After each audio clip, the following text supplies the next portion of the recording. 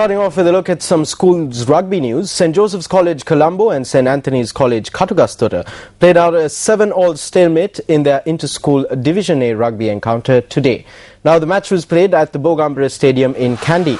The game kicked off after a 40-minute delay due to inclement weather. The Antonians scored the first try and conversion to take the lead in the 5th minute, while the Josephians drew level with a goal in the 32nd minute.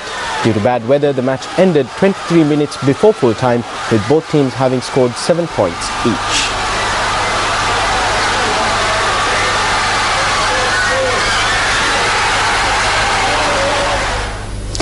The North Central Province Women's Cricket team registered its 3rd win in a row in the Inter-Provincial Women's T20 Championship today. They won today's encounter by 7 wickets against the combined provincial team. The 5th and 6th games of the Inter-Provincial Women's T20 Championship were played at the NCC grounds in Colombo today. Batting first in the game against the North Central Province, the combined province team were bowled out for 80 runs in 19.4 overs. Dushanti Dedunu and Chandima Gururatna bagged 2 wickets each for North Central. Chasing 81, the North Central women reached their target in 13.4 overs, losing 3 wickets. Prasadini Virakodi made an unbeaten 28, while Amma Kanchana scored 26. In the second encounter of the day, Southern Province registered a 1-run win over Central Province. Batting first, the Southern Province women were bowled out for 81 runs, with Yashoda Mendis top scoring with 35 runs. Sugandhika Kumari bagged 4 wickets for 14 runs for Central Province. Chasing 82 for victory, Central Province reached only 80 runs, losing 9 wickets in their allotted 20 overs. Rangika Fernando and Inoka Ranavira bagged 2 wickets each for Southern Province. On to basketball news, Carmelo Anthony scored 34 points and hosts New York used another dominant second half to take a 2-0 series lead over the Boston Celtics with a 87 points to 71 win in the NBA. J.R. Smith scored 19 points off the bench and Raymond Felton added 16 for the Knicks, who erased a 6-point halftime deficit by limiting the Celtics to 23 points in the second half, a franchise playoff low for Boston. Open for 3, yes! That's his second for that. Paul Pierce had a team-high 18 points and foul-ridden Kevin Garnett added 12 points and 11 rebounds for the Celtics. The series shifts to Boston for Game 3 tomorrow.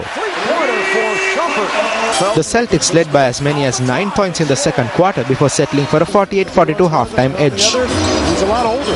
Father Time catching up with him. Anthony able to elude pass and drove it. Iman Shumpert opened the third quarter with a pair of 3-pointers and Anthony had 9 points in a 24-4 burst as New York stormed ahead by 14 and took a 74-59 lead into the fourth. From Xavier of Ohio, hardly ever play in this first. The New York Knicks later held their lead and went on to win the match 87 points to 71. Home in Boston, here's Anthony again. Since the trap.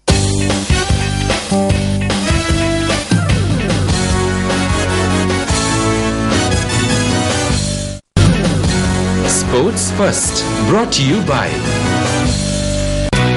Dialogue, the future today.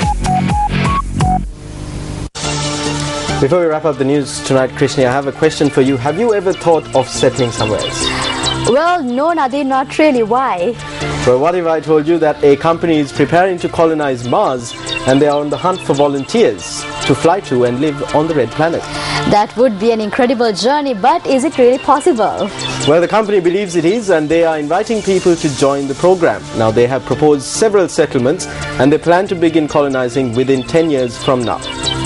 If you do decide to travel to the red planet, this is what you will be living in. We leave you tonight with these intriguing visuals. Good night.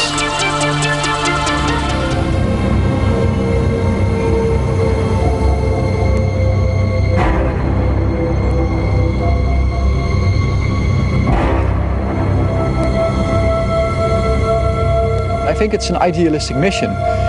This is something that can, in my opinion, truly change the Earth. If you remember what happened when the astronauts landed on the moon for the first time, it also changed the world. Imagine doing this not just as one nation, but as the entire world. I do think that it can change the world.